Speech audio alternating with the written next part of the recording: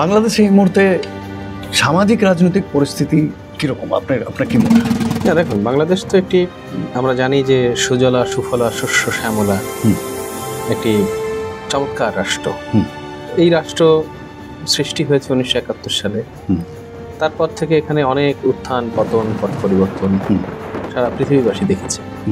এই মুহূর্তে একটি পট পরিবর্তনের পরবর্তী তো বাংলাদেশ, সেখানে কিছু সংকট থাকবেই, কিছু অসুবিধা থাকবেই।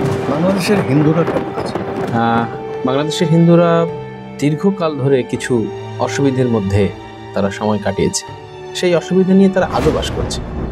পশ্চিমবঙ্গ এবং ভারতবর্ষ থেকে বারবার অভিযোগ তোলা হচ্ছে ওখানে প্রচুর পরিমাণে হিন্দুদের উপরে বাংলাদেশে নির্যাতন বেড়ে গেছে, এবং সেটা আওয়ামী লীগের সময়ও ছিল, এখন আরো বেড়ে গেছে। সেরকম কিছু কি আপনার কি বলবেন? আওয়ামী লীগের সময় ছিল এটা, আওয়ামী লীগের সময়, বিএনপির সময়, অন্যান্য সময়, সকল সময় এটা ছিল। প্রত্যেক দেশের সংখ্যালঘুদের কিছু দুর্ভোগ থাকে, সেটা ভারতবর্ষের সংখ্যালঘুদের সম্পর্কে আমরা বিভিন্ন মিডিয়ায় বিভিন্ন সময় দেখি। স্পেসিফিক্যালি এই মুহূর্তে অনেক বেশি বেড়ে গেছে এভাবে বলাটা ঠিক হবে। বাংলাদেশের হিন্দুরা কি এই মুহূর্তে ঘরের ভেতরে ঢুকে বসে আছে, বেরোতে পারছে না, বা এরকম কিছু একটা পরিস্থিতি কি? দেখুন, কেউ ঘরের ভিতরে ঢুকে বসে নেই, সবাই সবার স্বাভাবিক জীবনে আছে। যে চাষি সে চাষ করছে, যে ব্যবসায়ী সে ব্যবসা করছে, যে যে যার পেশায় রয়েছে সে তার পেশায় আছে। বহু অফিসাররা নিয়মিত অফিস করছে। তো দেখুন, এই পট পরিবর্তনের ফলে এই নতুন বাংলাদেশের যারা এখন নেতৃত্বে আছে তারা চাইছে কি যে আওয়ামী লীগ এবং আওয়ামী লীগের কতিপয় দোসররা বাংলাদেশের একটি ছাত্রদের, যেটা আপনারা বিপ্লব দেখেছিলেন গত জুলাইয়ে, এই জুলাই বিপ্লবের সময় যে সকল ম্যাসাকার হয়েছে, ছাত্রদের উপর নির্যাতন হয়েছে, তাদেরকে হত্যা করা হয়েছে, এই কার্যের সাথে যারা যুক্ত এবং এই সংশ্লিষ্ট বিষয়ে যারা সহযোগিতা করেছে তাদেরকে একটা শাস্তির আওতায় আনতে চাইছে এবং তাদের সাথে সম্পর্কটা বিচ্ছিন্ন করে চলা। বাংলাদেশের এই মুহূর্তের সমাজ ব্যবস্থা, রাজনৈতিক ব্যবস্থা, বাজার হাট, স্কুল, কলেজ, হাসপাতাল, ইন্ডাস্ট্রি যে মানে সব থেকে বেশি তো কাপড়ের ইন্ডাস্ট্রি, সেখানে সব থেকে বেশি, এই সমস্ত কিছু এই মুহূর্তে কি একটা স্বাভাবিক জায়গায় মানে চলছে, ফিরে আসতে পেরেছে? অনেক কিছু স্বাভাবিক হলেও সবকিছু স্বাভাবিক এখনো হয়নি, তবে অনেক কিছু স্বাভাবিকভাবে আছে। ভারতবর্ষে একটা প্রোপাগান্ডা এই মুহূর্তে চলছে যে প্রচণ্ড পরিমাণে বাংলাদেশি হিন্দুদের উপরে এই মুহূর্তে নির্যাতন বেড়ে গেছে, এবং এখানে একটি পার্টিকুলার রাজনৈতিক দল, যেটার নাম আমি নেব না, তারা প্রচণ্ডভাবে এই মানে এরকম একটা প্রোপাগান্ডা চালাচ্ছে, এবং ইউনিট সরকারকে টার্গেট করেই পশ্চিমবঙ্গের বুকে প্রচুর স্টেটমেন্ট হচ্ছে। সে বিষয়ে আপনি কি বলছেন? দেখুন, আমি বলবো যে আপনি যদি সুনির্দিষ্ট করে বলেন যে স্পেসিফিক্যালি হিন্দুদের উপরে টার্গেট করে অত্যাচার করা হচ্ছে, এটাকে আমি মত দিতে পারি না। তাহলে সেটা কি রাজনৈতিক আওয়ামী লীগ করেছে বা কোনো রাজনৈতিক দল করেছে, এখন দল পরিবর্তন হয়েছে, যে ঝামেলা, সেই জন্য কি মারামারি বা এই সমস্ত? সেখানে যে ঝামেলাগুলো হচ্ছে এর ম্যাক্সিমাম ঝামেলা তো রাজনৈতিক। এবং আপনারা কিছুদিন আগে, তার মানে হচ্ছে, আমি আপনার কথা থেকে যদি ধরি, তাহলে সেটা হচ্ছে একজন আওয়ামী লীগ করতো, সে একজন হিন্দু অথবা একজন মুসলমান, সেই জন্য তার উপরে এই মুহূর্তে কিছু অন্যায় অত্যাচার চলছে, সেটাকে আমরা হিন্দু মুসলিম করে এদিক থেকে দেখার চেষ্টা করছি। না, সেটা আপনারা দেখবেন না, অনেকটাই এরকম, সেটা আপনারা দেখবেন না, এটাই আমাদের প্রত্যাশা থাকবে। কারণ আপনারা এটাকে ওভাবে যদি দেখেন এবং আপনাদের এই দেখাটা যদি সময়ের পরিবর্তন আরো বাড়তে থাকে, তো আপনাদের সাথে আমাদের একটি ধর্মীয় সম্পর্ক রয়েছে। আমাদের বেশিরভাগ তীর্থভূমিগুলো সব ভারতবর্ষে, এখানে আমাদের আসতে হয়, দেখতে হয়, পূজা প্রার্থনার প্রয়োজন পড়ে, আমাদের বিভিন্ন আত্মীয় স্বজনেরা এখানে আসে। তো সেই অর্থে আপনাদের সাথে আমাদের একটি সাংস্কৃতিক এবং ধর্মীয় সম্পর্ক রয়েছে। তো আপনারা যদি এখান থেকে সঠিক তথ্য না জেনে বেশি বেশি বেশি বেশি করে বলতে থাকেন, সেটা ওখানে আবার অনেক মানুষ এই বিষয়বস্তু নিয়ে ওখানে একটা রিপারকেশন হবে। তার মানে আমি যেটা আপনার কাছ থেকে জানতে চেয়েছিলাম, আপনার উত্তর পেয়ে গেছি। এই মুহূর্তে পশ্চিমবঙ্গ থেকে যে সমস্ত প্রোপাগান্ডা যে কোনো দলই করে থাকুক, তাদের এগুলো করা থেকে বিরত থাকা উচিত, কারণ আমাদেরই ওইসব লোকরা যারা ওই পারে আছে, তাদের কোনো না কোনো জায়গায় অসুবিধায় পড়তে হতো। আসলে তারা বিরত থাকবে কি থাকবে না, বা কি করবে, কোনটা প্রোপাগান্ডা, আমি স্পেসিফিক ভাবে বলবো না। তবে আমি এটা বলবো যে আপনারা স্পেসিফিক হিন্দু বা মতুয়া এই সম্পর্কে যদি কিছু আপনারা বলতে চান, সেটা আপনারা শতভাগ নিশ্চিত হয়ে বলবেন। এটা হচ্ছে আমার অনুরোধ আপনাদের প্রতি। আজ আমাদের সাথে একজন বিশিষ্ট অতিথি আছে, এবং উনি ভারতবর্ষের নন, উনি আমাদের পার্শ্ববর্তী দেশ বাংলাদেশ, সেই বাংলাদেশ থেকে উনি এসছেন, এবং ওনার একটা পরিচয় আছে। আমি অবশ্যই আপনাদের সাথে পরিচয় করে দিব। ওনার সাথে আজকে বাংলাদেশ এবং বাংলাদেশের হিন্দুদের নিয়ে প্রচুর কথা হবে, ওখানকার আমাদের ধর্মাচরণ নিয়েও কথা হবে। আমাদের ওখানে আমাদের আত্মীয় স্বজনেরা যারা হিন্দু ওখানে আছে, একসময় তো এই বাংলাদেশ আমাদের দেশ ছিল, অবিভক্ত বাংলা 1947-এ দুটুকরো হয়ে গেছে। সুতরাং ওইদিকে এবং এইদিকে আমরা যারাই আছি, যে ধর্মেরই আছি, আমাদের ডিএনএ কিন্তু আসলে এক। এটাকে কিন্তু আলাদা করে যাবে না, যতই আমরা ধর্মীয় হানাহানি করি, হিন্দু মুসলিম করি, বৌদ্ধ হই, যেই হই, আস্তিক হই বা নাস্তিক, ডিএনএ কিন্তু আমাদের সকলের এক। আমরা সব বাংলা মায়ের সন্তান। আজকে আমাদের সাথে আছেন সাগর সাধু ঠাকুর, বাংলাদেশ মতুয়া মহাসংঘের মহাসচিব। সাগরবাবু, আপনাকে অনেক অনেক ধন্যবাদ আমাদের স্টুডিওতে আসার জন্য, এবং আমার প্রণাম গ্রহণ করবেন।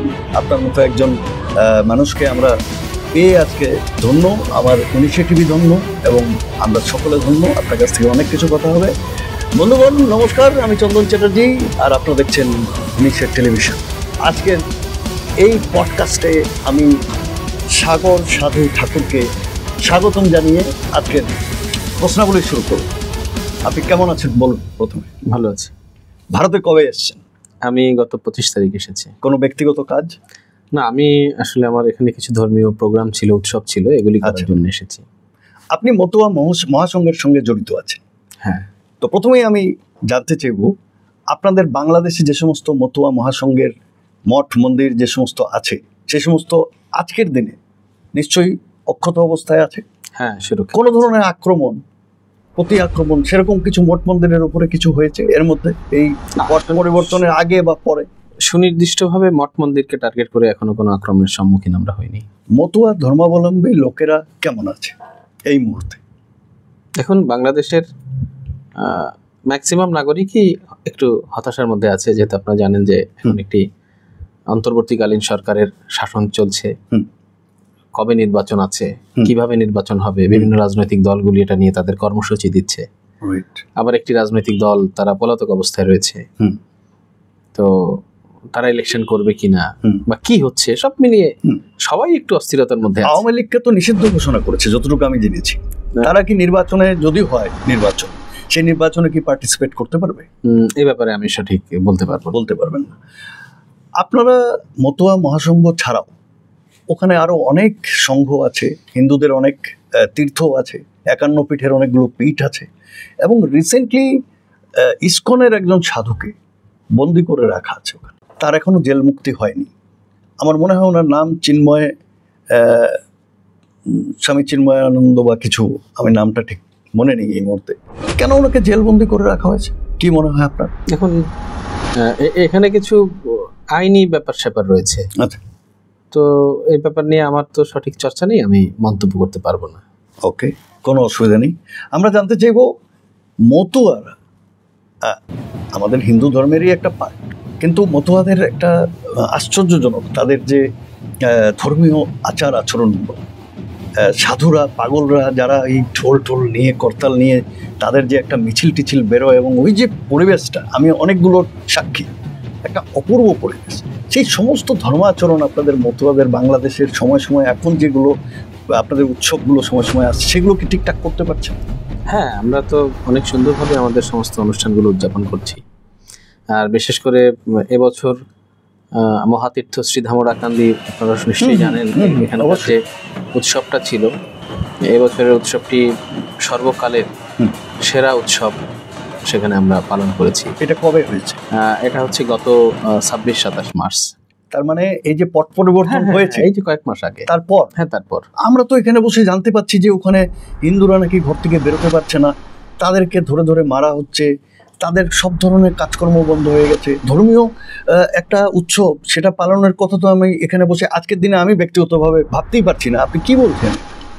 না, এটা তো না ভাবার কিছু নেই। এটা নিয়ে প্রচুর মিডিয়া হয়েছে। বাংলাদেশের মতুয়া ছাড়া অন্যান্য যারা আছে সবাই ফেসবুকে এটা পোস্ট করেছে।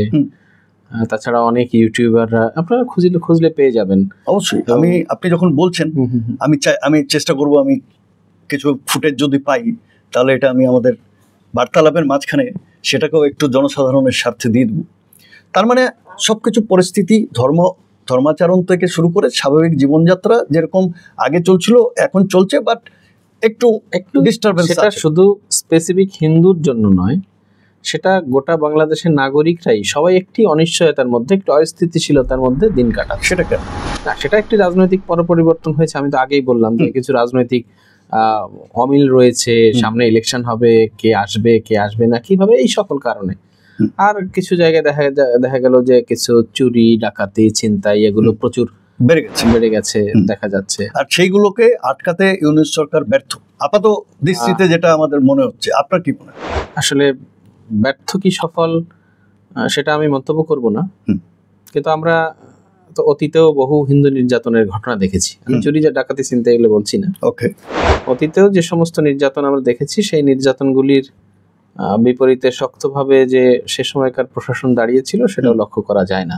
ওকে। তবে এখন সাম্প্রতিককালীন সময়ে কিছু কিছু ঘটনায় বিশেষ করে প্রশাসনের এবং সেনাবাহিনীর বিশেষ কিছু তৎপরতা আমরা লক্ষ্য করেছি। আচ্ছা, আপনারা জেনে থাকবেন যে আমার ডেটটা ঠিক স্মরণ নেই, গত ইংরেজি মাসের মে মাসের 22 তারিখে বাংলাদেশের যশোর জেলার আচ্ছা, ডহর মশিয়াটিতে, অভয়নগর উপজেলা, এখানে তরিকুল ইসলাম নামে একজন ব্যক্তি হিন্দু পাড়ায় গিয়ে নানান কারণে তিনি খুন হন। আচ্ছা। তো সেই সময় পুরো হিন্দু পাড়া ছিল, সেখানে একটা মতুয়াদের উৎসবও চলছিল, এবং সেখানে কিন্তু পরবর্তীতে তরিকুল ইসলামের সমর্থকরা গিয়ে মুহূর্তের মধ্যে প্রায় 22-23টা বাড়িতে আগুন ধরায়, ভাঙচুর করে, মহোৎসবটা যেখানে হচ্ছিল সেখানে মহোৎসবের খাবারগুলো নষ্ট করে, একটা অন্যরকম পরিবেশ সেখানে তৈরি হয়। এরপরে সমস্ত মহলের সজাগ দৃষ্টি সেখানে গিয়ে পড়ে। ঘটনার পরের দিন থেকেই সেখানে পর্যাপ্ত নিরাপত্তা দেওয়া, যাদের এই অসুবিধা হয়েছে সরকারের পক্ষ থেকে তাদেরকে খাদ্য সহায়তা করা, বিভিন্ন রাজনৈতিক দলের সেখানে উপস্থিতি এবং তাদেরকে বিভিন্ন রকমের আর্থিক সহায়তা দেওয়া। বাংলাদেশ মতুয়া মহাসংঘ মহামতুয়াচার্য শ্রী সুব্রত ঠাকুরের নেতৃত্বে, শ্রী ধামরাকান্দি ঠাকুর পরিবারের ষষ্ঠ উত্তরাধিকার তিনি হরিচাঁদ ঠাকুর, তার নেতৃত্বে আমরা সেখানে বারবার ছুটে গিয়েছি এবং তাদেরকে আমরা বিভিন্ন সহযোগিতা দিয়েছি, নগদ টাকা দিয়েছি, কাপড় চোপড় দিয়েছি, আরো অন্যান্য সংগঠন সেখানে গিয়েছে এবং বেশ একটা পরিবারের যা ক্ষতি হয়েছিল সকলের তৎপরতায় এই ক্ষতিটা প্রায় আমরা তাদেরকে পুষিয়ে দিতে সক্ষম হয়েছি। মানে ক্ষতিপূরণ আপনারা করে দিন? হ্যাঁ, আমরা সেটা আপনারা এই মহাসংঘের তরফ, মতুয়া মহাসংঘ সহ, আচ্ছা, সরকারের তরফ থেকে কি বাংলাদেশের অন্য, আমরা এগুলি করার আগেই তো সরকার সেখানে সহযোগিতা নিয়ে হাজির হয়েছে। আচ্ছা, তাদের খাবারের চাল, তাদের যা প্রয়োজন, নিত্য প্রয়োজনীয় বাজার, এগুলি আমাদের আগে থেকেই সরকার সেখানে শুরু করেছে। আচ্ছা। এবং আমরা যখন দীর্ঘদিন সেখানে যাতায়াত করেছি, বিভিন্ন অর্গানাইজেশনে এসেছে, নগদ অর্থ নিয়ে সেখানে দিতে গেছে, কাপড় চোপড় দিতে গেছে, আমাদের যেহেতু মতুয়া পাড়া আমাদেরকে সাথে নিয়ে গেছে, সে সময় আমরা দেখেছি সেখানে কাজ চলছে। বাংলাদেশ সেনাবাহিনী সেখানে ওই যে পুড়ে যাওয়া ঘরগুলি, যার ঘর যেমন ছিল তার ঘরটিকে ঠিক তেমনি করে তাদের তত্ত্বাবধানে নির্মাণ করে দিচ্ছে। মানে বাংলাদেশ সেনাবাহিনী কি বলছেন? এটা আশ্চর্যজনক ব্যাপার। না, এটা আশ্চর্য হওয়ার কিছু নেই, এটা সত্য। আপনি আসুন বাংলাদেশে, আপনি দেখবেন। আমি তো এটা তো আমি মানে নিতে পারছি না আপনার কথা। না, আপনি দেখবেন এবং আমি আপনাকে কিছু ফটো সরবরাহ করবো যে অবশ্যই এই ঘরগুলিকে কিছুদিন আগে হস্তান্তর করা হয়েছে। আচ্ছা, সব সেনাবাহিনীরা তারা সরকারের মাধ্যমে বা সরকারকে সাথে নিয়ে তারা যাদের ঘর আর কি রিপেয়ার করার পরে তাদেরকে বুঝিয়ে দিয়েছে যে তোমার যা ঘর যেমন ছিল। এটা কিন্তু আমার কাছে একটা আশ্চর্যজনক ভাবে এই কথাগুলো আপনার কাছ থেকে এসছে, কারণ এই মুহূর্তে আমিও একটা ইলিউশনের মধ্যে আছি যে ওখানে হিন্দুদের অবস্থা খুব খারাপ এবং সরকার কমপ্লিটলি হিন্দুদের এগেনস্টে দাঁড়িয়ে আছে, সেনাবাহিনীও হিন্দুদের এগেনস্টে দাঁড়িয়ে আছে, কোনো সিকিউরিটি নেই। এগুলো আপনারা কেন ভাবছেন? একটা দেশের সরকার কি একটা সুনির্দিষ্ট, কারণ আমার দেশের একটা দল এবং আমার দেশের কিছু লোক এই কথাগুলোকে এইভাবে প্রচার করছে, এই জন্য আমি এটাই ভাবছি। আমার কাছে ওই দিক থেকে কোনো ইনফরমেশন, কারেক্ট ইনফরমেশন প্রপার চ্যানেলে আসছে না। আচ্ছা, সেই জন্য। কিন্তু আপনি যেগুলো বলছেন সে তো পুরো উলট। আপনারা আসুন, বাংলাদেশ তো ভিসা দিচ্ছে, আপনারা আসুন, ঘুরুন। না, অবশ্যই যেতে হবে, তাহলে চলে আসুন। আমার এমনি ইচ্ছা আছে, আমার ব্যক্তিগত, আমি আমার দর্শকদের সামনে ক্ষমা নিয়েই বলছি যে ওরাকান্দি তীর্থ, এটা আমাদের একটা অনেক বড় বাঙালির তীর্থস্থান। সেই ওরাকান্দিতে আমি একবার ঠাকুরের পদচরণে গিয়ে মাথা ঠেকাতে চাই। সেটা যদি আমার এই জীবনে যদি হয়, আমারই বলা উচিত ছিল, আপনাকে আমন্ত্রণ জানানো উচিত ছিল। আমি মহামতুয়াচার্য শ্রী সুব্রত ঠাকুরের পক্ষ থেকে আপনাকে প্রথমে ক্ষমা প্রার্থনা করছি, জানাতে পারিনি, আমন্ত্রণ জানাচ্ছি। এই কথা বলবেন না, আপনারা ঠাকুর পরিবারের লোক, এটা আমার পাপ হবে, সেটা আমি আপনাদের কাছ থেকে এইভাবে ক্ষমা চাই না, আমার দরকার নেই। আমি ওখানে যেতে চাই, একবার আমার মাথা ওখানে ঠাকুরের পদচিহ্নে একবার লাগাতে চাই। কারণ আমার বেশ কিছু আমি পড়াশুনো করেছি মতুয়া ঠাকুরবাড়ি, হরিচাঁদ, গুরুচাঁদকে নিয়ে, এবং দেখেছি ওনারা শুধু মঠ মন্দির চালাননি, উনি মঠ মন্দির চালানোর পাশাপাশি পুরো সমাজকে শিক্ষিত করে তোলা এবং তাদেরকে অন্ধ বিশ্বাস থেকে বাইরে নিয়ে আসা, একটা একটা অনেক বড় বৃহত্তর সমাজ, শিক্ষিত সমাজ তৈরির জন্য উনি অনেক কিছু পদক্ষেপ নিয়েছিলেন এবং করেছেন, যার জন্য আজকে মতুয়া সমাজের মধ্যে অনেক বড় বড় বিদ্বান ব্যক্তিদের আমরা দেখতে পেয়েছি। এবার আমার প্রশ্ন আপনার কাছে, এই মুহূর্তে খুব ভাইটাল প্রশ্ন, যে কোনো জাতির ব্যাকবোন হচ্ছে গিয়ে পড়াশুনো, শিক্ষা। বাংলাদেশের শিক্ষা দীক্ষা, স্কুল, কলেজ, ইউনিভার্সিটিতে হিন্দুদের, মতুয়াদের ছেলেমেয়েরা ঠিকমতো কি পড়াশুনো করতে পারছে? কোনো বাধাপ্রাপ্ত তো হচ্ছে না, কারণ আমরা যে ডিস্টারবেন্সটা দেখেছি সেটা আসলে স্কুল, কলেজ, বিশ্ববিদ্যালয় থেকেই শুরু হয়েছিল। তো সেটা নিয়ে আমাদের ভারতবর্ষের লোকেরা ভীষণভাবে চিন্তিত। আমরা ভাবছি ওখানে সব বিশ্ববিদ্যালয় বন্ধ হয়ে গেছে, না ওখানে কাজকর্ম হচ্ছে না, পড়াশোনা হচ্ছে না, ওখানে রাজনীতি বেশি হচ্ছে, না কি হচ্ছে? আপনি একটু আলোকপাত করতে। দেখুন, আমি তো স্কুল কলেজের গণ্ডির মধ্যে আসলে অত যাতায়াতের সুযোগ পাই না, তবে বাংলাদেশের সমস্ত জায়গাগুলি এখন একটু রাজনৈতিক প্রচারণায় সবাই একটু ব্যস্ততার মধ্যে আছে। আচ্ছা। আর যারা নিতান্ত পড়াশোনা নিয়ে আছে তারা পড়াশোনা করছে। ঢাকা আমাদের রাজধানী শহর, কর্মসূচি হলেই সবাই ঢাকা কেন্দ্রিক কর্মসূচিগুলো দিয়ে থাকে, ফলে সকল সংগঠন, সকল রাজনৈতিক দলের একটার পর একটা কর্মসূচি এটা ঢাকাতে হচ্ছে। তো সে কারণে ঢাকার পরিবেশটা একটু স্বাভাবিকের চেয়ে আলাদা এখন আছে। ওই কারণে তো ঢাকায় আপনি বলছেন সেরকম একটা স্লাইটলি অস্বাভাবিক পরিবেশ আছে, ডিস্টারবেন্সেস আছে, সেরকম পরিবেশ আমার তো মনে হয় সারা বাংলা জুড়ে, মানে বাংলাদেশ জুড়ে আছে। সেরকম অন্যান্য জেলাগুলোতে সেরকম কি কিছু হয় না? না, বিভিন্ন জায়গাতে তো এগুলি এখন চলছে, বিভিন্ন জায়গাতে বিভিন্ন রকম কর্মসূচি চলছে, তাই না? একটি আসলে মানে এটাকে আমি কেমন টাইম আপনাকে বলবো, বাংলাদেশে তো আপনি বলতে পারেন যে এটি ছোটখাটো যুদ্ধাবস্থা, তাই না? এটা পুরো বাংলাদেশের জন্য, কারণ একটি বিপ্লবের মধ্য দিয়ে একটি দেশ নতুন করে ঘুরে দাঁড়াচ্ছে। 1971 সালের মুক্তিযুদ্ধের পরে আমরা যেমন বাংলাদেশ শুনেছি, বইয়ে পড়েছি, এখন তো সেরকমই বাংলাদেশ একটি যুদ্ধ বিধ্বস্ত অবস্থায়। বাংলাদেশ কি বদলে যাচ্ছে এখন পুরোপুরি? মানে বদলে যাচ্ছে বলতে কোন জায়গায়? মানে সোশিও পলিটিক্যাল সবকিছু, মানে এ কি একটা নতুন বাংলাদেশ বলতে কি একটা নতুন পন্থা? যেরকম আমরা দেখেছি বাংলাদেশ বেসিক্যালি আওয়ামী লীগ এবং 71-এর যুদ্ধের পর ভারত তো হেল্প করেছিল বাংলাদেশকে, মুক্তিযোদ্ধাদের হেল্প করেছিল, আমরা তাদেরকে পাকিস্তান থেকে মুক্তি পেতে সাহায্য করেছি সর্বতভাবে, এবং আমরা জানি যে ভারতের খুব ভালো বন্ধু ছিল বাংলাদেশ। তো এই যে বদলে যাওয়া, সেই বদলে যাওয়াটা কি ভারত বিরোধী সেরকম কিছু হতে চলেছে? আমরা যেটা স্টেটমেন্টগুলো দেখতে পাচ্ছি, এবং জামাত শিবির মারাত্মকভাবে এখন মাথা তুলে দাঁড়িয়েছে। না, মিডিয়াতে কিছু ভারত বিরোধী স্লোগান শোনা যায়, আমরাও শুনি, আর মাথা চাড়া দিয়ে দাঁড়িয়েছে, ব্যাপারটা তো এরকম নয়। আচ্ছা, ব্যাপারটি হচ্ছে সবাই যার যার রাজনৈতিক কর্মকাণ্ড করছে, তারা তাদের কাজ করছে। একটি রাজনৈতিক দলের সুনির্দিষ্ট এজেন্ডা থাকতে পারে, সে তার এজেন্ডা বাস্তবায়ন করার জন্য কাজ করবে। জামাত ইসলামের একটি আলাদা এজেন্ডা থাকতে পারে, বিএনপির একটি আলাদা এজেন্ডা থাকতে পারে, জাতীয় পার্টির একটা আলাদা এজেন্ডা থাকতে পারে, নতুন একটি রাজনৈতিক দল। জামাত শিবিরের যে জাতীয় এজেন্ডা, একটা রাজনৈতিক দল জামাত, তো তাদের যে এজেন্ডা, তাতে মতুয়া, হিন্দু, বৌদ্ধ, খ্রিস্টান, নাস্তিক, তারা কতটা এই মুহূর্তে সুরক্ষিত তাদের এজেন্ডার থেকে? কতটা সুরক্ষিত এটা তো আমার পক্ষে বলা সম্ভব নয়, আমি রাজনীতির লোকও নই।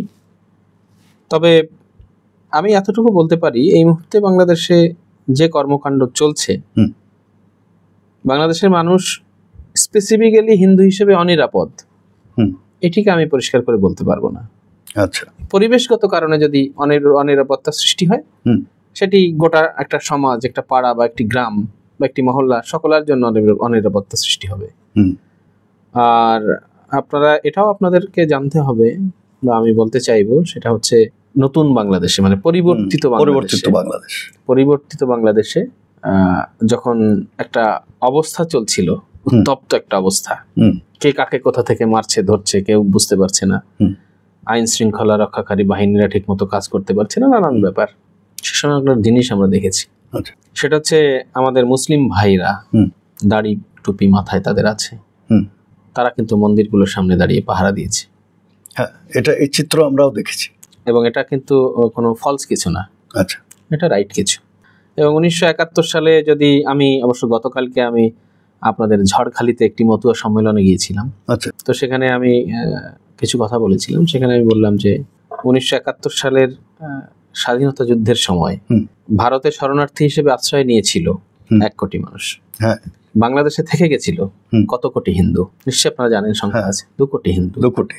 তো সেই 2 কোটি হিন্দু তো সেখানে থেকেছে, থাকতে পেরেছে, কেউ না কেউ তাদেরকে আশ্রয় দিয়েছিল।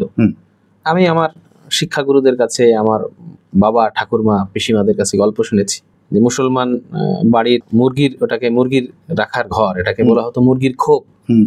তো মুরগির খোপের পিছন খুলে দিয়ে মুরগি বের করে দিয়ে সেখানেও হিন্দুদেরকে রেখে শেল্টার দেওয়া হয়েছে মুসলমান বাড়ির লোকে। আমার বাড়ির পাশে অনেক এরকম ঘটনা আছে। এবং গোটা বাংলাদেশের জনগণ কতিপয় লোক বাদে, আফটারঅল কিন্তু আমাদের সবার একটি অসাম্প্রদায়িক চেতনা কাজ করে। হ্যাঁ, কিছু প্রতিহিংসা আছে। যখন আপনার সাথে আমার যুদ্ধ লাগে, যখন আপনার সাথে আমি মানে এটাকে প্রতিযোগিতায় নামি, ধরুন আপনি হিন্দু আমি মুসলমান, বা আমি হিন্দু আপনি মুসলমান, তখন আমি বলার চেষ্টা করি, এটাকে টেনে নিয়ে আসি যে ও কিন্তু মুসলমান, ও আমার ঘরে ঢুকে গেলে কিন্তু আসে কেন একটা মুসলমান আমার ঘরে জানো, ও আমার অর্থের লোভে আসে, আমার নারীর লোভে আসে, আমার নারীর লোভে আসে, আমার এরকম বিভিন্ন কিছু আমরা বলে থাকি। এটা আমরা বলার জন্য, প্রতিপক্ষের সাথে লড়াই জমানোর জন্য। একজন মুসলমান যখন একজন হিন্দুর সাথে পেরে ওঠে না, অনেক সময় সে মুসলমান ভাইদেরকে একত্রিত করার চেষ্টা করে যে বেটা তুইও মারা গেলে যেখানে জানাজা হবে, আমিও মারা গেলে সেখানে জানাজা হবে, তোর জানাজায় আমি যাব, আমার জানাজায় তুই যাবি, তাহলে হিন্দুর সাথে এত খাতের কেন? এটা নানান প্রতিযোগিতা, এটা ইউনিয়ন পরিষদ ইলেকশনে প্রতিযোগিতা হতে পারে, এটা মেম্বার নির্বাচনে প্রতিযোগিতা হতে পারে, এটা ব্যবসা ক্ষেত্রে প্রতিযোগিতা হতে পারে। এটা কিন্তু প্রতিযোগিতার জন্য এই কাজগুলি বেশি হয়, কিন্তু এটি যেন ট্রেন্ডে পরিণত না হয়, সেটা নিয়ে আমাদের ভয় আছে। আপনার কি মনে হয় এটা ট্রেন্ডে পরিণত হতে পারে? এখন ব্যাপার হচ্ছে যে আমরা যদি সচেতন হই, সজাগ থাকি, সম্প্রীতিটা বজায় রাখার চেষ্টা করি। আসলে অসম্প্রীতি করে তো কোনো লাভ নেই। একজন মুসলমান সে তার জায়গাতে নামাজ পড়বে, তার ইবাদত করবে, তার সমস্ত কিছু করবে। আমি একজন হিন্দু, আমি আমার জায়গা থেকে পূজা করব, প্রার্থনা করব, আমার সমস্ত কিছু করব। আমাকে রক্ষা করার দায়িত্ব আমার, তাকে রক্ষা করার দায়িত্ব তার। আমার স্রষ্টাকে আমি প্রার্থনা করব আমার জায়গা থেকে, সে তারটা করবে। তো এবার কথা হচ্ছে যে তার আর আমার মধ্যে মানুষ হিসাবে খুব বেশি তো কিছু ব্যবধান নেই, কোনো ব্যবধান নেই। আমি যদি এই জায়গাতে দেখি মানুষ হিসেবে একটা হিন্দু আর একটা মুসলমানে, একটা বৌদ্ধিস্ট একটা খ্রিস্টানে কোনো ব্যবধান নেই। আসলে এই ব্যবধানগুলি আমরা আমাদের স্বার্থে করে থাকি, আমার কাছে তাই মনে হয়। যখন আমার প্রয়োজন হয় আমি এই ব্যবধানটাকে তুলে ধরি, আবার যখন প্রয়োজন ফুরিয়ে যায় আমরা আবার গলাগলি করে একসাথে মিশে যাই। তো দেখুন, আমরা যদি সমাজে সচেতন থাকার চেষ্টা করি, আমরা সচেষ্ট হই এইভাবে যে আমরা পৃথিবীর মানুষ, সৃষ্টির সেরা জীব, আমরা সেভাবে পৃথিবীতে যে কয়টা দিন আছি মিলেমিশে সুন্দর একটি পরিবেশের মধ্যে দিয়ে কাটিয়ে যাব, এটা কিন্তু দোষের কিছু না, এটা কিন্তু সুন্দর একটি গুণাবলী। এটা তো আইডিয়াল সিচুয়েশন, কিন্তু আমরা পৃথিবী জুড়েই এখন এই মুহূর্তে একটা ডিস্টারবেন্স দেখছি। এটা শুধু যে বাংলাদেশ ভারত বলে কিছু না, সব জায়গাতেই একটা ডিস্টারবেন্স আছে। আইডিয়াল সিচুয়েশন এই মুহূর্তে কোথাও নেই, যে কোনো কারণেই হোক, কোনো না কোনো একটা কারণ আছে। আমি এবার একটা অন্য প্রশ্ন আনতে চাই ভারতের প্রসঙ্গে। ভারতের পশ্চিমবঙ্গে এই পট পরিবর্তনের পর একটা বিশেষ রাজনৈতিক দল, নাম না করে বলবো, তারা লাগাতার বিভিন্ন জায়গায় মিটিং মিছিল করছে এবং বোঝানোর চেষ্টা করছে মানুষকে যে বাংলাদেশে হিন্দুদের উপর একটা বিশাল বড় একটা চক্রান্ত এবং তাদের উপরে আক্রমণ শানিত হয়েছে, তাদের উপরে আক্রমণ নেমে এসছে। তারা ওখানে আর থাকতে পারবে কিনা সন্দেহ আছে, তারা কাজকর্ম ঠিকমতো করতে পারবে কিনা সন্দেহ আছে, স্কুল কলেজ বিশ্ববিদ্যালয়ে যেতে পারবে কিনা সন্দেহ আছে, আমাদের বাঙালি হিন্দু নারীরা সেখানে সুরক্ষিত থাকতে পারবে কিনা একটা সন্দেহ আছে। এবং সে তার জিগির তুলে আমার এখানকার সমাজেরও মধ্যেও একটা বিভাজন তৈরি করার একটা পরিস্থিতি আমরা দেখতে পাচ্ছি। সেটা রাজনৈতিক কারণে আমরা জানি। তার ফলে কি তার কোনো এফেক্ট আপনি কি মনে করেন যে বাংলাদেশের উপর আসতে পারে? আসলে এই কথাগুলি কারা কিভাবে বলছে আমার অত ভালো জানা নেই, তবে এই কথাগুলি সর্বৈব সত্য নয়। আমরা আগেও যেমন ছিলাম, আমরা এখনো প্রায় সেরকম আছি। আচ্ছা, কিন্তু যার সাথে যার মনোমালিন্যতা ছিল, হুম। এটা খুব ভালো করে আপনি মনে রাখুন, হুম। যার সাথে যার মনোমালিন্যতা ছিল, হুম। এই বাংলাদেশের পট পরিবর্তনের 5ই আগস্টের সুযোগ নিয়ে হুম। আমরা সেই মনোমালিন্যতাটাকে ধরে হুম। একে অপরকে ঘায়েল করার চেষ্টা করেছি মাত্র। হুম। এখানে আপনি হিন্দু মুসলমান এভাবে দেখলে মানবতা ক্ষতিগ্রস্ত মানে হবে। ব্যক্তিগত শত্রুতা, হ্যাঁ, ব্যক্তিগত এবং রাজনৈতিক শত্রুতা। ব্যক্তিগত এবং রাজনৈতিক শত্রুতার ফলেই মারামারিগুলো আমরা দেখতে পেয়েছি। এ তাকে মারছে, সে তাকে মারছে, খুন করছে। তবে কিছু এমন ঘটনা থাকলেও থাকতে পারে, এটা আমার সুনির্দিষ্টভাবে আমি জানি না, তবে এমন কিছু ঘটনা থাকলেও থাকতে পারে। তো বেশিরভাগ যেটা হানাহানি মারামারি আমরা দেখতে পেয়েছি এই পট পরিবর্তনের পর, ইউনিট সরকার আসার পর, সেটা কি যারা নতুন ক্ষমতা দখল করলো তাদের উপরে আক্রমণ শানিত করেছে? যারা আওয়ামী লীগ করতো, সে হিন্দু হোক বা মুসলমান হোক, সেই জিনিসটাই কি সব থেকে বেশি ছিল? হ্যাঁ, সেটাই তো, মানে তারা কাদের উপরে মানে আমি জানতে ক্ষোভ চাইছি ঝেড়েছে যে হিন্দুদের উপরে পার্টিকুলারলি হিন্দু হওয়ার জন্য আক্রমণ চলছে। আমি আপনার কথা বুঝে গেছি। আসলে যে আক্রমণটা হয়েছে এই পরিবর্তিত পরিস্থিতিতে যেটা আপনারা দেখেছেন, সেটা তো হিন্দু হিসাবে সেটাকে কোনোভাবে প্রতিষ্ঠা করার সুযোগ নেই। সেটা খুবই প্রকাশ্য সত্য যে যারা আওয়ামী লীগ করত তাদের উপরে অত্যাচার সেখানে নেমে এসেছে। এটা কিন্তু বাস্তব। সেখানে কোনো জাতপাত ধর্মের ব্যাপার না, এখানে জাতপাত ধর্মের ব্যাপার ছিল না। এবার কথা হচ্ছে হিন্দুরা মানসিকভাবে বিধ্বস্ত। এটা তো আজকে থেকে নয়, এটা তো যুগ যুগ থেকে। হরিচাঁদ ঠাকুরের জন্ম না হলে এই মানুষগুলি তো এখনো পর্যন্ত মতুয়া বা হিন্দু থাকতো কিনা সন্দেহ আছে। তো সেই বিধ্বস্ত অবস্থার মধ্য দিয়ে তাদের সময় কাটে। আমি আমার দোকান খুলে বসলে সমস্ত মুসলমানরা এসে ভালোবাসা দেখিয়ে আমার দোকানে ক্রেতা হবে, এটা আশা করার কোনো সুযোগ নেই। অবশ্যই তারা চাইবে তাদের সমগোত্রীয় মানুষের দোকান থেকে কেনাকাটা করতে। এই জন্য তো আমার হতাশ হওয়ার কারণ নেই। কিছু মুসলমান আবার আমার কাছে আসবে, যে আমার কাছে সুযোগ পাবে, ভালোবাসা পাবে, আন্তরিকতা থাকবে, সহজ পণ্যটা সহজলভ্য হবে, সে আমার কাছে আসবে। এখন আমাদের দেশের মানুষ এই বিষয়গুলি নিয়ে কিছুটা হতাশ থাকে। হ্যাঁ, কিছু শিক্ষকদের পরে বিভিন্ন রকমের অত্যাচার নেমে এসেছে নানান কারণে, আপনারা সবাই দেখেছেন। সেটা শুধুমাত্র স্পেসিফিক হিন্দু শিক্ষক এটা কিন্তু বলার সুযোগ নেই। আচ্ছা, বিভিন্ন রকমের শিক্ষক, এবং এই শিক্ষকরা তো সবাই আওয়ামীপন্থী শিক্ষক ছিলেন। আচ্ছা, সবাই আওয়ামীপন্থী শিক্ষক ছিলেন। এবার আওয়ামী লীগের অবশ্য রাজনৈতিক কথা এবার আমার বলা উচিত নয়। এবার আওয়ামী লীগের সাথে বিদ্বেষ নিয়ে যাদের জন্ম, আওয়ামী লীগের সাথে সংঘাত করে যাদের জন্ম, আওয়ামী লীগকে উৎখাত করে যাদের জন্ম, এটা একেবারে খুব স্বাভাবিক কারণেই তাদের সাথে একটা কন্ট্রাডিক্টরি সিচুয়েশন সেখানে তৈরি হবে, এবং সেটা নিয়েই তারা অগ্রসর হবে। চাইবে যে প্রধান শিক্ষক না থাকুক, প্রিন্সিপাল না থাকুক, মেডিকেল কলেজের অফিসাররা না থাকুক, তাই না?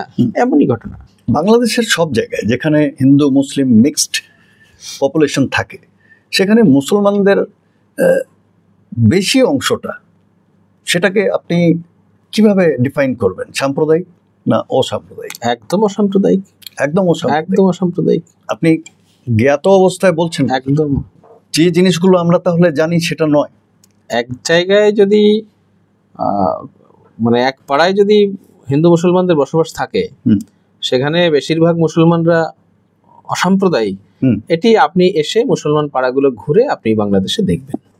এবং আপনি বাংলাদেশের হিন্দু পাড়া হোক, মুসলমান পাড়া হোক, আপনি গিয়ে যে আন্তরিকতা পাবেন সেটা পৃথিবীর কোথাও পাবেন না। আপনি হলফ করে বলছেন? একদম। আমার প্রচুর বন্ধু বান্ধব আছে মুসলমান, প্রচুর। আমি একটি ঐতিহ্যবাহী মতুয়া তথা হিন্দু পরিবার থেকে আমার জন্ম। আমি আমার নিজের এলাকায়, নিজের এলাকার বাইরে, সত্যি আপনি যদি বন্ধু বান্ধবের কথা বলেন, তাহলে হিন্দুর চেয়ে আমার মুসলমান বন্ধু বান্ধবের সংখ্যা বেশি। এবং তারা রীতিমতো আমার সাথে অত্যন্ত চমৎকার ব্যবহার করে, অত্যন্ত বেশি আন্তরিকতা দেখায়, এবং সেটা অনেক হিন্দুদের চেয়েও বেশি। হিন্দুদের পলায়ন নিয়ে আমি আপনার কাছ থেকে প্রশ্নের উত্তর চাই।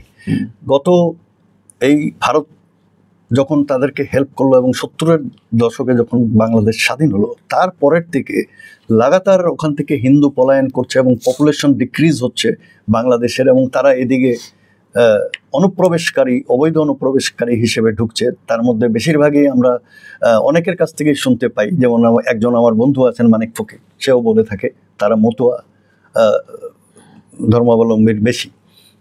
কি মত আপনার? এই পলায়ন কি চলছে বছরের পর বছর? আমরা চেষ্টা করেছি গত 10-15 বছর ধরে আমরা আমাদের যতগুলো মতুয়া সম্মেলন হয়েছে, যতগুলো উৎসবে আমরা গিয়েছি, আমরা বলার চেষ্টা করেছি আমরা যাতে পালিয়ে না যাই। কারণ পালিয়ে গেলে তো আমার জীবনের নিশ্চয়তা হচ্ছে না, পালিয়ে গেলে আমার আর্থিক নিশ্চয়তা হচ্ছে না। আমি পালিয়ে কোথায় যাচ্ছি? পালিয়ে যাচ্ছি সর্বোচ্চ ভারতে। সে ভারতে এসে কিন্তু আমি দ্বৈত নাগরিকত্বের স্বীকৃতি পাচ্ছি না। তবে এখানে পালিয়ে আইনগতভাবে আমার নিজেকে প্রতিষ্ঠা করার কোনো সুযোগ নেই। বাংলাদেশের বহু মানুষ এখানে বসবাস করে, যাদের দেখি তাদের নামের পরিবর্তন হয়েছে, পিতার নামের পরিবর্তন হয়েছে। মানে ভারতে বাংলাদেশে ছিল এক নাম, এখানে এসেছে, লক্ষ্য করা যায়। এরকম বহু মানুষ এখানে এসেছে। এখন কথা হচ্ছে কেন তারা পালিয়ে এলো? এটা কি ধর্মীয় কারণে পালিয়ে? আমি বলছি সেটা, যে কেউ হয়তো বাংলাদেশের কোনো এক জায়গায় ব্যবসা করত, এই ব্যবসা করতে গিয়ে সে একটা বড় রকমের আর্থিক ক্ষতিগ্রস্ত হয়েছে, সে অনেক টাকা ঋণ করে সে ঋণ আর পরিশোধ করতে পারছে না।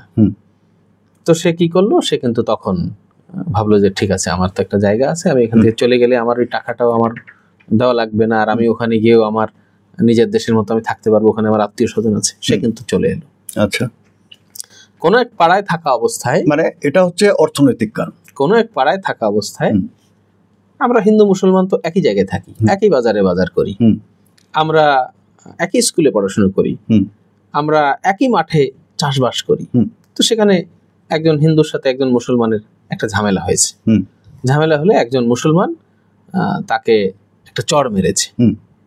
তো সে কি করলো? যে মুসলমানের হাতে চড় খেলাম, আমার মান সম্মান সব শেষ হয়ে গেল, এই মুখ আর দেখাবো কি করে, পালিয়ে চলে যাই। সে পালিয়ে চলে এসেছে। কেউ আছে যে কারো ইয়েটা ভালো লাগে না, মুসলিম কালচারটা ভালো লাগে না, তো আমরা তো মিশ্র কালচারের মানুষ, আমরা এক জায়গায় মাল্টি কালচার পদ্ধতির মধ্যে থাকি। দেখুন, আমার কিন্তু ভালো লাগে, আমি বলছি সে কথা পরে। তো কারো ভালো লাগে না, তো ও চিন্তা করলো কি, যে আমি এই কালচারের মধ্যে থাকতে চাই না, আমার সন্তানকে আমি এখানে বড় করতে চাই না, তো আমি কি করব, আমি চলে যাই। কোথায় চলে যাই? আমি ভারতে পালিয়ে চলে যাই। তো এখানেও তো মিক্সড কালচার, ওরা তো মনে ধর্মনিরপেক্ষ দেশ, ওরা তো মনে করছে যে আমি এখানে নিরাপত্তার সাথে পার করতে পারছি সময়টা। এমন আরো অসংখ্য অগণিত কারণে তারা এখানে চলে এসেছে। তবে এটা আমি খুব দৃঢ়তার সাথে বলতে পারি যে ওখানের একটা মুসলমান পরিবার বা একজন প্রভাবশালী মুসলিম ব্যক্তি একটা হিন্দুকে পিটিয়েছে, 10 দিন মেরেছে, নানানভাবে অত্যাচার করেছে, সেসব নিয়ে সে থাকতে না পেরে অত্যাচারিত হতে হতে হতে হতে এক পর্যায়ে সে এখানে এসেছে। ব্যাপারটি কিন্তু এমন ভাবে দেখার সুযোগ নেই। তবে হ্যাঁ, কিছু ব্যাপার আছে। বাংলাদেশ মুসলমানরা সেখানে সংখ্যা গরিষ্ঠ, সেখানকার রাজনৈতিক নেতৃত্ব, বড় ব্যবসায়ী, সবত কারণেই মুসলমানদের হওয়ার কথা। তো একজন রাজনৈতিক ব্যক্তিত্ব থাকলে তিনি পার্শ্ববর্তী সবাইকে একটু ডমিনেট করার চেষ্টা করেন, এতে তো কোনো সন্দেহ নেই। বাংলাদেশে এমন ঘটনা অনেক আছে, সেটা আপনার পশ্চিমবঙ্গেও আছে, ভারতবর্ষে আছে, সারা পৃথিবীতে আছে।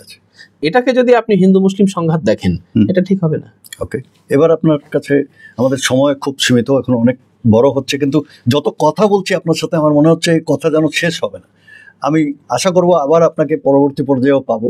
আমার একটা খুব গুরুত্বপূর্ণ প্রশ্ন, আপনি বাংলাদেশের হিন্দুদের প্রতি কি মেসেজ দিতে চাইবেন এই যে পলায়ন নিয়ে? এটা কি কোনো সলিউশন আজকের দিনে ওখান থেকে পালিয়ে আসা?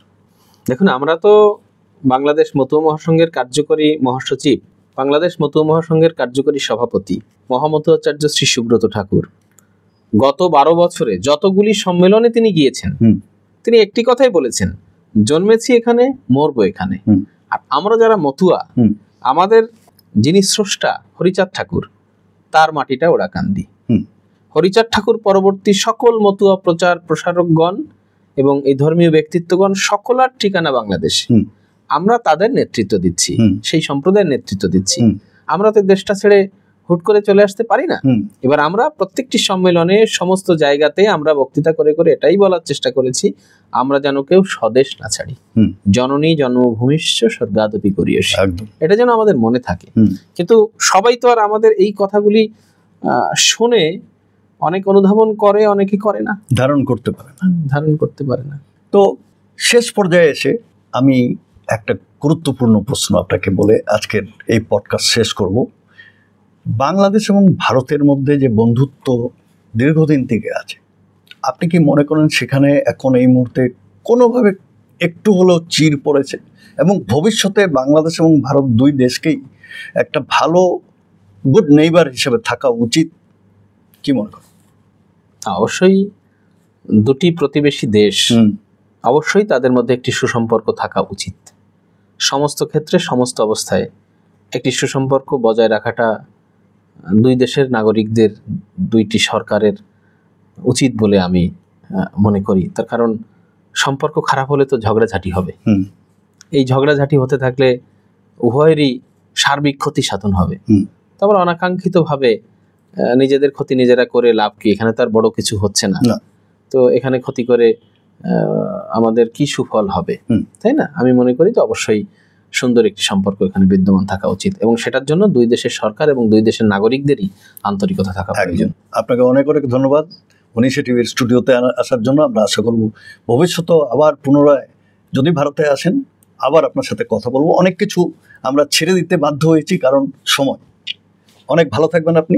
থ্যাংক ইউ, নমস্কার। এবং আপনাদের সংঘাচার্য যে ওখানে আছেন সুব্রত ঠাকুর, ওনার শ্রীচরণে আমার প্রণাম, ওটা আপনি পৌঁছে দেবেন। আজ আমাদের সাথে ছিলেন বাংলাদেশের মতোয়া মহাসংঘের জেনারেল সেক্রেটারি সাগর সাধু ঠাকুর। আপনারা শুনলেন তার বক্তব্য। আমরা আমাদের আলাপচারিতার মধ্যে বাংলাদেশের অনেক কিছু তুলে ধরার চেষ্টা করছি, সোশিও পলিটিক্যাল, ধর্মীয় সব কিছু তুলে আপনাদের সামনে প্রকৃত যে পরিবেশ সেটা তুলে ধরার চেষ্টা করেছি। আমি নিজে চমকে গেছি, এমন এমন বক্তব্য আজকে ওনার মাধ্যমে উঠে এসছে। আমি নিশ্চিত এই বক্তব্যগুলো আপনারা শোনার পরে আপনারাও চমকে যাবেন। আমরা আজকে পশ্চিমবঙ্গে ভারতের বসে আমরা সকাল সন্ধ্যা একটা অন্যরকম পরিবেশ সৃষ্টি করার চেষ্টা করছি। ধর্মের নামে, জাতির নামে এই হানাহানি, আমার মনে হয় এগুলো বন্ধ হওয়া উচিত। বাংলাদেশ, ভারত, পৃথিবীর সব জায়গায় প্রত্যেক ধর্ম, জাতি, ভাষা সুন্দর সুষ্ঠুভাবে সহাবস্থান করবে, এটাই তো আইডিয়াল একটা সিচুয়েশন হওয়া উচিত। আশা করব সবাই ভালো থাকবেন। আপনাদের কি মতামত আজকের আমাদের এই সম্পূর্ণ আলাপচারিতার বিষয়ে অবশ্যই কমেন্ট করে জানাবেন। পরবর্তী গেস্ট কাকে দেখতে চান সেটাও জানাবেন। খুব তাড়াতাড়ি ফিরে আসবো আরো একজন নতুন গেস্টকে নিয়ে আপনাদের জন্য, আপনাদের সাথে। তত সময় ভালো থাকবেন। নমস্কার, ধন্যবাদ। 19 টিভিকে সাবস্ক্রাইব করে না থাকলে সাবস্ক্রাইব করে দেবেন, লাইক, কমেন্ট, শেয়ার করতে ভুলবেন না।